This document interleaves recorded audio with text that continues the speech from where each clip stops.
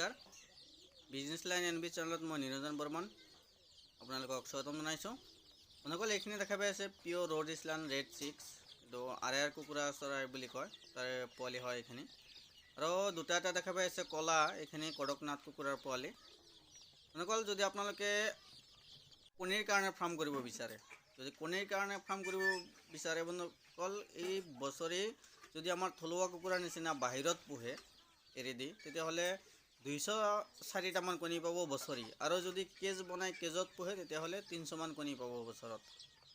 কিন্তু এইটো আমাৰ থলুৱা কুকুৰৰ প্ৰজাতি হয়, ৰ'ড ইছলান ৰেড।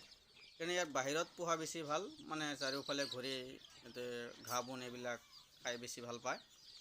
তো যদি কণীৰ কাৰণে ফাৰ্ম কৰে এই আৰেয়াৰ কুকুৰাটো পুহিব পাৰে। আৰু বন্ধুসকল মাংসৰ কাৰণেও বহুত ভাল এই কুকুৰা চৰাই, মানে মাংস আমাৰ লোকেল কুকুৰাতকৈ বেছি সোৱাদ হয় ইয়াৰ মাংস।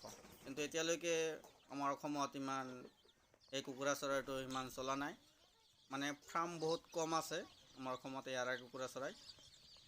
2ৰ পৰা 3 বছৰত কমপ্লিট বজাৰত আৰেয়াৰ কুকুৰা চৰাই বেছি চেল হ'ব, যিখিনি মই জানো আৰু কি। যদি আপোনালোকে কণীৰ কাৰণে ফাৰ্ম কৰে মানে বা মাংসৰ কাৰণে যদি ফাৰ্ম কৰে, এই আৰেয়াৰ কুকুৰা চৰাইটো পালন কৰিব পাৰে। দেখা পাইছে এইখিনি বহুত ধুনীয়া গ্ৰ'থ হৈছে।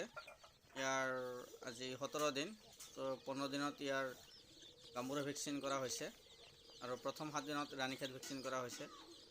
নহ'লে আৰু 21 দিনত ইয়াক ৰাণীখেত বুষ্টাৰ ড'জ দিম, যাতে কোনো ধৰণৰ বেমাৰ আজাৰ নহয়। আৰু এনি টাইম ইয়াক ফিড ফুল কৰি দি থওঁ, যাতে ফিডৰ কমি নহয়। ফিডৰ কমি হ'লে চাব এটা আনটোক খুটিয়াই কেতিয়াবা দুটা এটা মাৰি পেলাই, সেইকাৰণে সকলো সময়ত এভেইলেবল ফিড দি থওঁ। দেখাই পাইছে বহুত ধুনীয়া গ্ৰ'থ হৈছে। যদি আপোনালোকে কণী আৰু মাংসৰ কাৰণে ফাৰ্ম কৰিব বিচাৰে তেতিয়াহ'লে এই আৰেয়াৰ কুকুৰা চৰাইটো পালন কৰিব পাৰে। প্ৰথমতে বেছিকৈ পুহিব নালাগে, প্ৰথমতে আপোনালোকে 50টা নাইবা 100টা কুকুৰা চৰাই পুহিব পাৰে, মানে নিজৰ প্ৰেক্টিকেলটো হ'ব কাৰণে। মানে প্ৰেক্টিকেল হ'লে তাৰপিছত আপুনি 500-1000 পোহে, সেইটো আপোনাৰ নিজৰ কথা। আপোনালোকে এইখিনি আছিল আজিৰ ভিডিঅ'। যদি ভাল লাগিছে লাইক এটা কৰিব আৰু মোৰ চেনেলটো ছাবস্ক্ৰাইব কৰিবলৈ নাপাহৰিব।